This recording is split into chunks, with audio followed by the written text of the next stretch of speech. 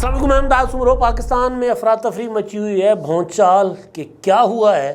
کہ حکمران جو ہیں ان کی لگی ہوئی ہیں دوڑیں۔ وزیر اعظم صاحب کبھی کراچی، کبھی کوئٹہ،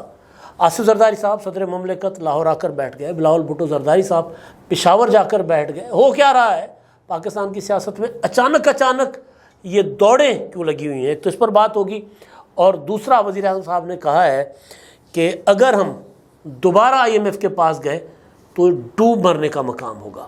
تو کیا آئی ایم ایف کے پاس نہ جانے کا کوئی بندوبست ہماری حکومت نے کیا ہے، یا پھر تیاری کر لینی چاہیے آئی ایم ایف کے پاس جانے کی؟ ڈوب مرنے کی میں نہیں کہہ رہا، جانے کی، کیونکہ عمران خان صاحب نے بھی ایک بار کہا تھا کہ آئی ایم ایف کے پاس جانے سے بہتر ہے کہ میں خودکشی کر لوں، لیکن خان صاحب نے خودکشی نہیں کی تھی، بلکہ پھر آئی ایم ایف سے مذاکرات کے آغاز کو ہی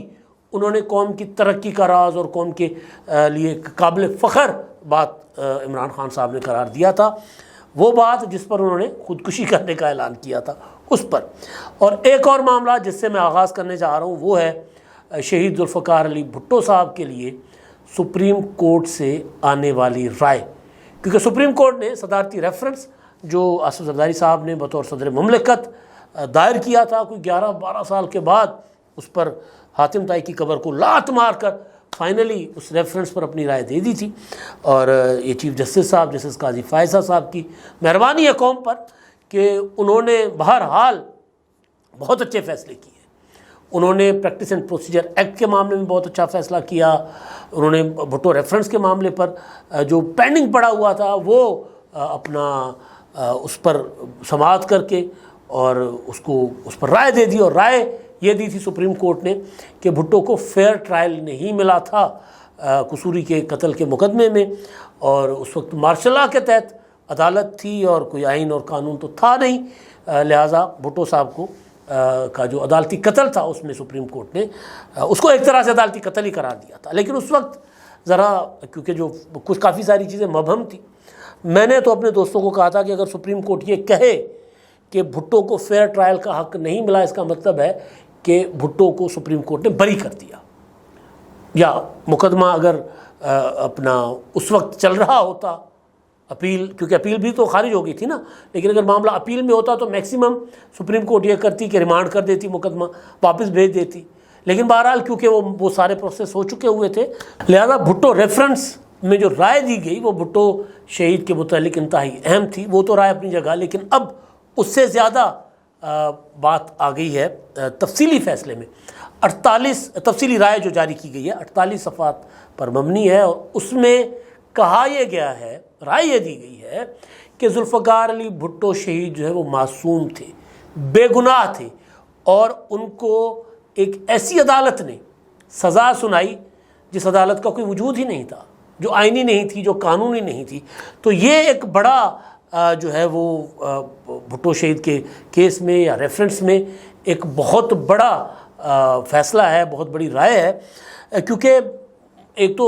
اب تو زیادہ تر لوگ بلکہ بھٹو شہید کے مخالف بھی یہ مانتے ہیں کہ ان کا عدالتی قتل ہوا تھا، لیکن بہت سے لوگ ایسے ہیں جو سمجھتے ہیں کہ نہیں جی دیکھیں فیصلہ تو سپریم کورٹ کا تھا نا، سپریم کورٹ نے سزا دی تھی۔ بھائی سپریم کورٹ اس وقت تھی نہیں،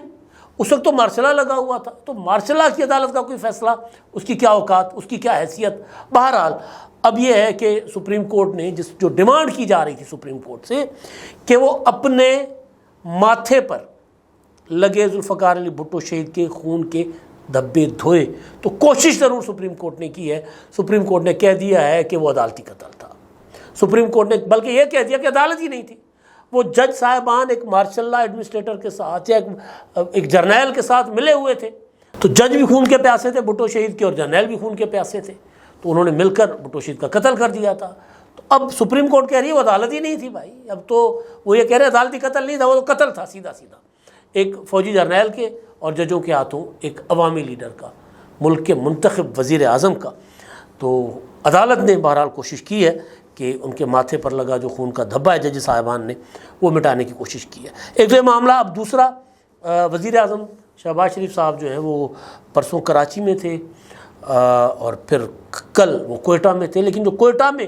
انہوں نے بات کی ہے وہ بات امپورٹنٹ بھی ہے، وہ بات ایک حقیقت بھی ہے کہ سب کچھ کرنے کے بعد بھی سب کچھ کرنے کے بعد بھی اگر ہم اپنی معیشت کو اپنے پاؤں پہ کھڑا نہیں کر پاتے اور پھر ہمیں آئی ایم ایف کے پاس، یعنی ابھی جو $6 ارب ہم مانگ رہے ہیں، اور اس کے بعد پھر ہم آئی ایم ایف کے پاس جائیں تو پھر وہ کہتے ہیں کہ ڈوب مرنے کا مقام ہوگا۔ اب اس میں کچھ چیزیں جو ہیں نا وہ ایسی ہو رہی ہیں کہ لگتا ہے کہ وزیر اعظم صاحب بھی، اور ایون وزیر خزانہ نے بھی یہ بات کی، محمد اورنگزیب صاحب نے، انہوں نے کہا کہ جی آئی ایم ایف کا یہ پروگرام آخری پروگرام ہونا چاہیے اور ہمیں 1-1.5 ماہ کے اندر اندر اس کا رزلٹ ہمیں ملنا چاہیے، اور وہ جو ہم نے جو ٹیکس اصلاحات کی ہیں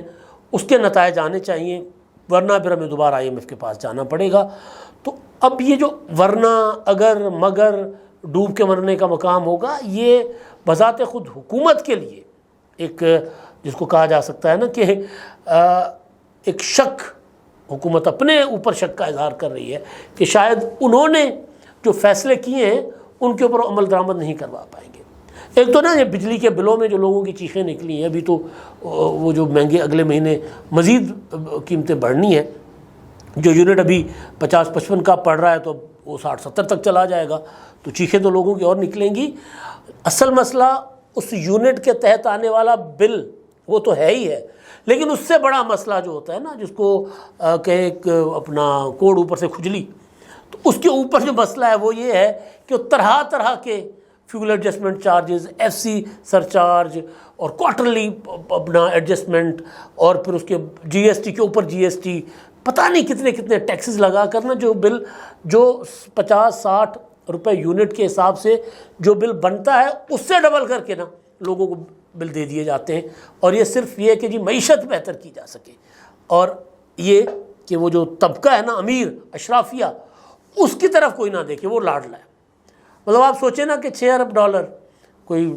1500-1550 ارب بن جائیں گے نا پاکستانی، اتنے ہی بنیں گے نا، مطلب 1500 ارب کے آس پاس بنیں گے۔ 1500 ارب سے زیادہ تو ہم سبسڈی دے رہے ہیں اپنی ایلیٹ کو، کسی شکل میں کبھی کسی شکل میں، تو وہ ختم نہیں کر پا رہے ہم، اور لوگوں کا خون نچوڑے جا رہے ہیں۔ اور پھر ٹیکسز جو ہیں، جو ٹیکس اصلاحات کی جو بات ہو رہی ہے، اس طرف تو کوئی توجہ، اس طرف تو ٹیکس نیٹ بڑھانے کی اس طرف تو کوئی چیز نظر نہیں آ رہی۔ تو پھر ٹارگٹ جو ہے وہ وزیر اعظم صاحب اچیو کریں گے، آپ سے، مجھ سے، یا وزیر خزانہ صاحب ہماری تنخواہوں سے، ہم جو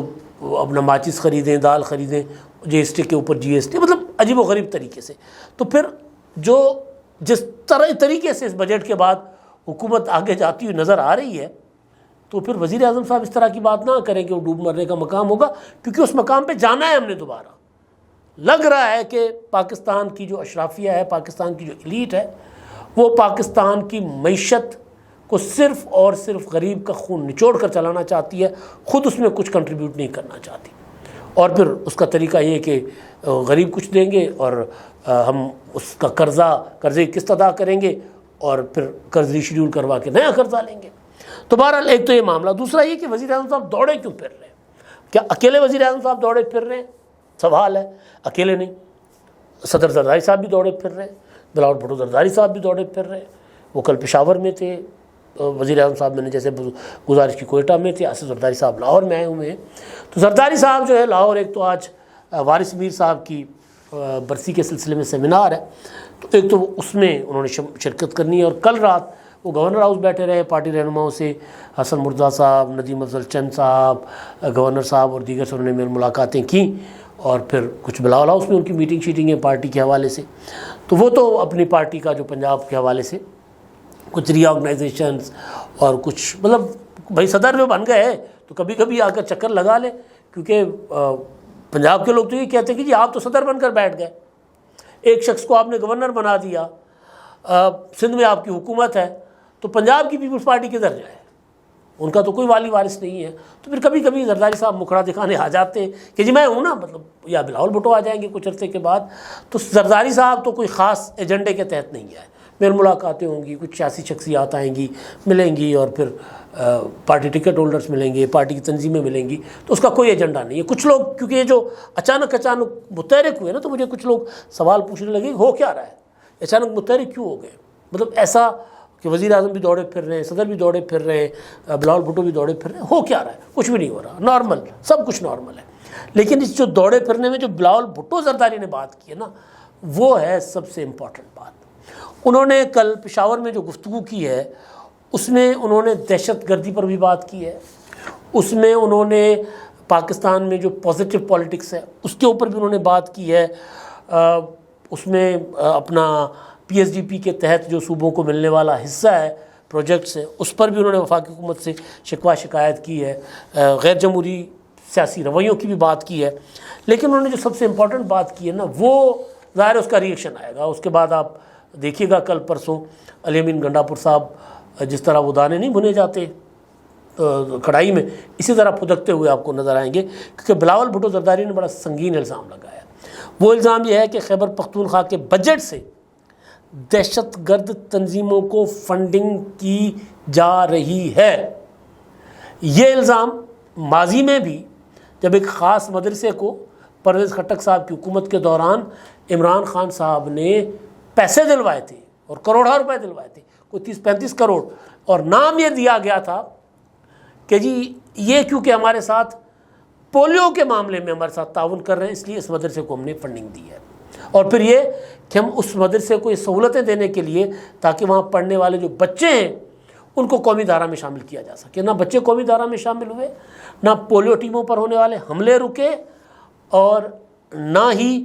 جو ہے نا وہ انتہا پسندی کی سوچ کو آگے بڑھانے والے رکے، بلکہ وہ 2 قدم آگے ہی بڑھے۔ تو بلاول بھٹو زرداری صاحب اب جو دہشت گردی ہے کے پی کے میں، اس کے متعلق تو مطلب اس وقت تو مولانا فضل الرحمان صاحب پی ٹی آئی کے تھوڑے قریب ہیں نا، لیکن ان کے لوگوں سے بات کریں تو وہ بھی عمران خان کی طرف پی ٹی آئی کی طرف انگلیاں اٹھاتے ہیں کہ جی وہ تو ملے ہوئے ہیں ان ایلیمنٹس کے ساتھ۔ مطلب یہ سوال تو اٹھایا جا رہا ہے نا کہ بھئی آپ نے یہ جو 4,000 لوگ عمران خان صاحب یا 5,000 یا 6,000 لوگ زبان سے اپنی مانتے ہیں کہ جی وہ انہوں نے جو دہشت گرد تھے پاکستان سے فوجی کارروائیوں کی وجہ سے، آپریشنز کی وجہ سے بھاگ گئے باہر افغانستان، وہ افغانستان میں امریکنز چلے گئے، اچھا وہ لوگ وہاں پر جیلوں میں تھے، انہوں نے جو پاکستان دشمن حکومت تھی نا وہاں پر افغانستان کی، اس حکومت نے پاکستان میں دہشت گردی کرنے والوں کو تو جیلوں میں رکھا ہوا تھا، اور یہ جو پاکستان کے دوست طالبان آ گئے جس کو عمران خان نے کہا تھا کہ جو غلامی کی زنجیریں ٹوٹ گئیں، انہوں نے جیل کھول کر پاکستان میں دہشت گردی کرنے والوں کو کھلی چھوٹ دے دی۔ عمران خان صاحب ان کو گاڑیوں میں بٹھا کر کے پی کے میں لے کر آ گئے اور انہوں نے وارداتیں شروع کر دی، اور دہشت گردی بڑھ گئی پورے ملک میں۔ مطلب کل پرسوں کراچی میں ایک ڈی ایس پی رضوی صاحب ان کا قتل ہوا، ایک اور دینی عالم کا قتل ہو گیا، یہ اور پھر کے پی کے میں تو روزانہ کی بنیاد پر ہماری فورسز پر حملے ہو رہے ہیں۔ اور کبھی آپ نے مطلب آپ دیکھیں نا کہ وہ جو ڈی ایس پی رضوی کا قتل ہوا اس پر وزیر اعلیٰ مراد علی شاہ صاحب اپنی کابینہ کے ارکان کے ساتھ ان کے جنازے میں شریک تھے۔ کے پی کے میں ہمارے جوان شہید ہوتے ہیں، آپ کسی ایک جنازے میں کے پی کے کی حکومت کا کوئی ایک بندہ آپ نے دیکھا ہو؟ کیونکہ دہشت گردی کا نشانہ بننے والوں کے پاس جا کر پرسا دینا، ان کے خاندانوں کے ساتھ اظہار یکجہتی کرنے کا مطلب یہ ہے کہ آپ دہشت گردوں کے خلاف ہیں، آپ ان کی مذمت کرتے ہیں۔ لیکن اگر آپ نہ جائیں تو مطلب کیا ہوا؟ صدر آصف زرداری صاحب نے ہمارے جوانوں کو کاندھا دیا، وزیر اعظم صاحب جنازوں میں جا کر انہوں نے کاندھا دیا، ہر ایک شہید کے گھر وہ جاتے ہیں، تعزیت کرتے ہیں۔ ادھر سے کوئی جاتا ہے؟ کوئی نہیں جاتا۔ حکومت جو کے پی کے کی ہے نہ وہ جاتے ہیں اور نہ ہی پی ٹی آئی کے دوسرے لوگ۔ تو پھر یہ جو سوال اٹھ رہے ہیں، یہ جو الزامات لگ رہے ہیں، پھر الزامات میں کوئی نہ کوئی وزن تو ہوگا نا۔ پھر اگر بلاول بھٹو زرداری صاحب یہ بات کرتے ہیں کہ بجٹ سے، کے پی کے کی بجٹ سے دہشت گردوں کو فنڈنگ کی جا رہی ہے، تو اگر وہ فنڈنگ نہ بھی ہو، بلاول بھٹو کی بات جو ہے اس میں طاقت 100% نہ بھی ہو، لیکن کم از کم اس سوچ کو تو پروان چڑھا رہی ہے نا کے پی کے کی حکومت۔ اب تک کے لیے اتنا ہی، اللہ حافظ۔